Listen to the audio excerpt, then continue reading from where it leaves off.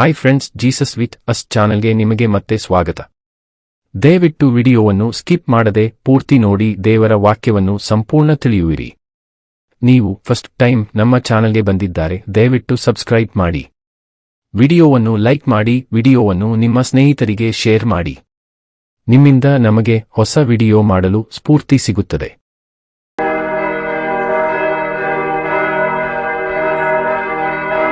ಜ್ಞಾನೋಕ್ತಿಗಳು ಅಧ್ಯಾಯ 7.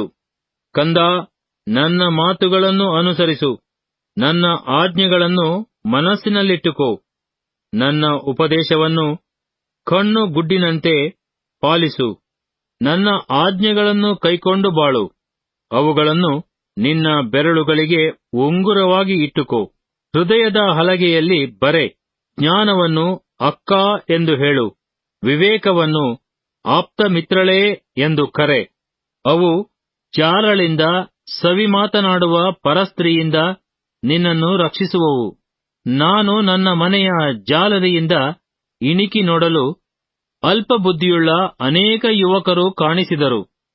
ಅವರಲ್ಲಿ ಜ್ಞಾನಹೀನನಾದ ಒಬ್ಬ ಯೌವನಸ್ಥನು ಸಂಜೆಯ ಮೊಬ್ಬಿನಲ್ಲಿ, ಮಧ್ಯರಾತ್ರಿಯ ಅಂಧಕಾರದಲ್ಲಿ ಅವಳ ಮನೆಯ ಮೂಲೆಯ ಹತ್ತಿರ ಬೀದಿಯಲ್ಲಿ ಹಾದು ಹೋಗುತ್ತಾ ಅವಳ ಮನೆಯ ಕಡೆಗೆ ತಿರುಗಿದ್ದನ್ನು ಕಂಡೆನು. ಇಗೋ, ವೇಶ್ಯಾವೇಷವನ್ನು ಧರಿಸಿರುವ ಒಬ್ಬ ಕಪಟ ಸ್ತ್ರೀಯು ಅವನನ್ನು ಎದುರುಗೊಳ್ಳುತ್ತಾಳೆ. ಇವಳು ಕೂಗಾಟದವಳು, ಹಠಮಾರಿ, ಮನೆಯಲ್ಲಿ ನಿಲ್ಲತಕ್ಕವಳೇ ಅಲ್ಲ. ಒಂದು ವೇಳೆ ಬೀದಿಗಳಲ್ಲಿ ಇರುವಳು, ಮತ್ತೊಂದು ವೇಳೆ ಚೌಕಗಳಲ್ಲಿ ಇರುವಳು. ಅಂತೂ ಪ್ರತಿಯೊಂದು ಮೂಲೆಯಲ್ಲಿಯೂ ಹೊಂಚು ಹಾಕುವಳು. ಅವನನ್ನು ಹಿಡಿದು ಮುದ್ದಾಡಿ ನಾಚಿಕೆಗೆಟ್ಟವಳಾಗಿ, ಎಲೈ, ಈ ದಿವಸ ನನ್ನ ಹರಿಕೆಗಳನ್ನು ಸಲ್ಲಿಸಿದ್ದೇನೆ, ಸಮಾಧಾನ ಯಜ್ಞ ಶೇಷವು ನನ್ನಲ್ಲಿದೆ.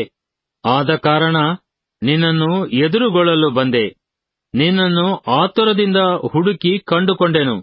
ನನ್ನ ಮಂಚದಲ್ಲಿ ಸುಪ್ಪತ್ತಿಯನ್ನೂ ಐಗುಪ್ತ ದೇಶದ ನೂಲಿನ ವಿಚಿತ್ರ ವಸ್ತ್ರಗಳನ್ನು ಹಾಸಿದ್ದೇನೆ.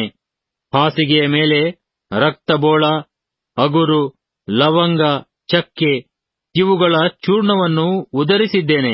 ಬಾ, ಬೆಳಗಿನ ತನಕ ಬೇಕಾದಷ್ಟು ರಮಿಸುವ, ಕಾಮವಿಲಾಸಗಳಿಂದ ಸಂತೋಷಿಸುವ. ಯಜಮಾನನು ಮನೆಯಲ್ಲಿಲ್ಲ, ದೂರ ಪ್ರಯಾಣದಲ್ಲಿದ್ದಾನೆ, ಹಣದ ಗಂಟನ್ನು ತೆಗೆದುಕೊಂಡು ಹೋಗಿದ್ದಾನೆ, ಹುಣ್ಣಿಮೆಗೆ ಮನೆಗೆ ಬರುವನು ಎಂಬುದಾಗಿ ಅವನನ್ನು ತನ್ನ ಸವಿ ಮಾತುಗಳಿಂದ ಬಲಾತ್ಕರಿಸಿ ಬಹಳವಾಗಿ ಪ್ರೇರಿಸಿ ಸಮ್ಮತಿಪಡಿಸುತ್ತಾಳೆ. ಹೋರಿಯು ವಧ್ಯಸ್ಥಾನಕ್ಕೆ ಹೋಗುವ ಹಾಗೂ ಬೇಡಿ ಬಿದ್ದಿರುವ ಮೂರ್ಖನು ದಂಡನೆಗೆ ನಡೆಯುವಂತೆಯೂ, ಪಕ್ಷಿಯು ಬಲೆಯ ಕಡೆಗೆ ಓಡುವ ಮೇರೆಗೂ ಅವನು ತನ್ನ ಪ್ರಾಣಾಪಾಯವನ್ನು ತಿಳಿಯದೆ, ಬಾಣವು ತನ್ನ ಕಾಳಿಜವನ್ನು ತಿವಿಯುವ ಕಡೆಗೆ ತಟ್ಟನೆ ಅವಳ ಹಿಂದೆ ಹೋಗುತ್ತಾನೆ. ಈಗ ಕಂದ, ನನ್ನ ಕಡೆಗೆ ಕಿವಿಗೊಡು, ನನ್ನ ಮಾತುಗಳನ್ನು ಆಲಿಸು. ನಿನ್ನ ಹೃದಯವು ಅವಳ ನಡತೆಯ ಕಡೆಗೆ ತಿರುಗದೇ ಇರಲಿ. ತಪ್ಪಿ ಹೋಗಿ ಅವಳ ಮಾರ್ಗದಲ್ಲಿ ನಡೆಯಬೇಡ. ಅವಳಿಂದ ಗಾಯಪಟ್ಟು ಬಿದ್ದವರು ಬಹುಮಂದಿ, ಹತರಾದವರೋ ಲೆಕ್ಕವೇ ಇಲ್ಲ. ಅವಳ ಮನೆಯು ಪಾತಾಳದ ದಾರಿ, ಅದು ಮೃತ್ಯುವಿನ ಅಂತಃಪುರಕ್ಕೆ ಇಳಿದು ಹೋಗುತ್ತದೆ. ಜ್ಞಾನೋಕ್ತಿಗಳು ಅಧ್ಯಾಯ 8. ಜ್ಞಾನವೆಂಬಾಕೆಯು ಕರೆಯುತ್ತಾಳೆ, ವಿವೇಕವೆಂಬ ಆಕೆಯೇ ದನಿಗೈಯುತ್ತಾಳೆ. ಆಕೆಯು ರಾಜಮಾರ್ಗಗಳ ಅಗ್ರಸ್ಥಾನದಲ್ಲಿ, ದಾರಿಯ ಪಕ್ಕದಲ್ಲಿ, ನಡು ಬೀದಿಯಲ್ಲಿ ನಿಂತುಕೊಳ್ಳುತ್ತಾಳೆ. ಪುರಪ್ರವೇಶದ ದ್ವಾರಗಳಲ್ಲಿ, ಬಾಗಿಲುಗಳೊಳಗೆ, ಜನ ಸೇರುವ ಸ್ಥಳದಲ್ಲಿ ಹೀಗೆ ಕೂಗುತ್ತಾಳೆ, ಮನುಷ್ಯರೇ, ನಿಮ್ಮನ್ನೇ ಕರೆಯುತ್ತೇನೆ, ಮಾನವರಿಗಾಗಿಯೇ ದನಿಗೈಯುತ್ತೇನೆ. ಮೂಢರೇ, ಜಾಣತನವನ್ನು ಕಲಿತುಕೊಳ್ಳಿರಿ. ಜ್ಞಾನಹೀನರೇ, ಬುದ್ಧಿಯನ್ನು ಗ್ರಹಿಸಿರಿ.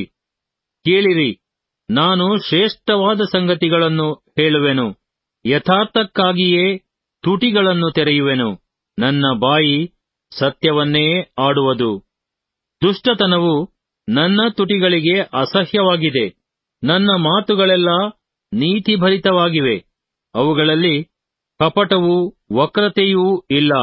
ಅವೆಲ್ಲ ಗ್ರಹಿಕೆಯುಳ್ಳವನಿಗೆ ನ್ಯಾಯವಾಗಿಯೂ ತಿಳುವಳಿಕೆಯನ್ನು ಪಡೆದವರಿಗೆ ಯಥಾರ್ಥವಾಗಿಯೂ ತೋರುವವು.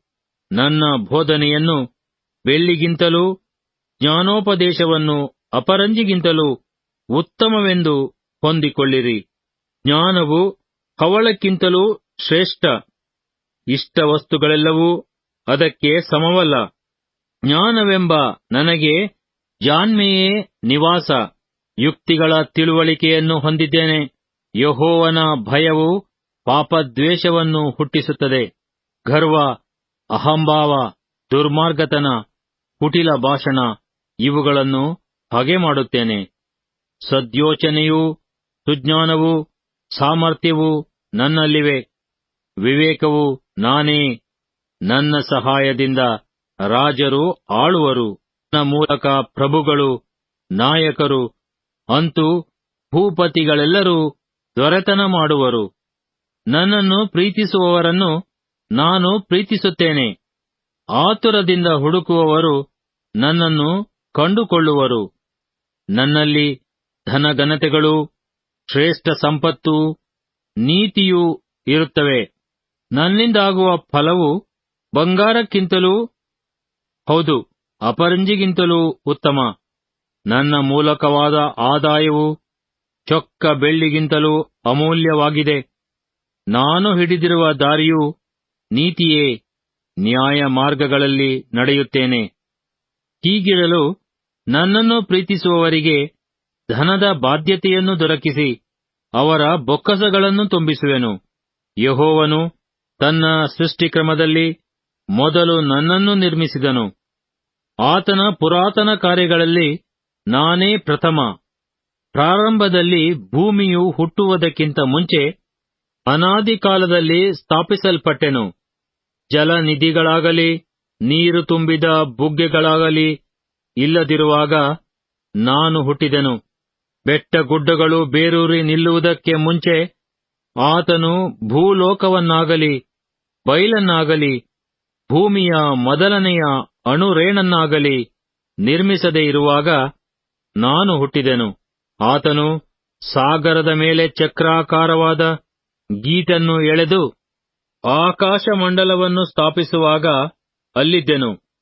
ಆತನು ಗಗನವನ್ನು ಮೇಲೆ ಸ್ಥಿರಪಡಿಸಿ ಸಾಗರದ ಸೆಲೆಗಳನ್ನು ನೆಲೆಗೊಳಿಸಿ ಪ್ರವಾಹಗಳು ತನ್ನ ಅಪ್ಪಣೆಯನ್ನು ಮೀರದ ಹಾಗೆ ಸಮುದ್ರಕ್ಕೆ ಎಲ್ಲೆಕಟ್ಟನ್ನು ನೇಮಿಸಿ ಭೂಮಿಯ ಅಸ್ತಿವಾರಗಳನ್ನು ಗೊತ್ತು ಮಾಡುವಾಗ ನಾನು ಆತನ ಹತ್ತಿರ ಶಿಲ್ಪಿಯಾಗಿದ್ದುಕೊಂಡು ಪ್ರತಿದಿನವೂ ಆನಂದಿಸುತ್ತಾ, ಯಾವಾಗಲೂ ಆತನ ಮುಂದೆ ವಿನೋದಿಸುತ್ತಾ, ಆತನ ಭೂಲೋಕದಲ್ಲಿ ಉಲ್ಲಾಸಿಸುತ್ತಾ, ಮಾನವ ಸಂತಾನದಲ್ಲಿ ಹರ್ಷಿಸುತ್ತಾ ಇದ್ದೆನು. ಮಕ್ಕಳಿರ, ಈಗ ನನ್ನ ಕಡೆಗೆ ಕಿವಿಗೊಡಿರಿ.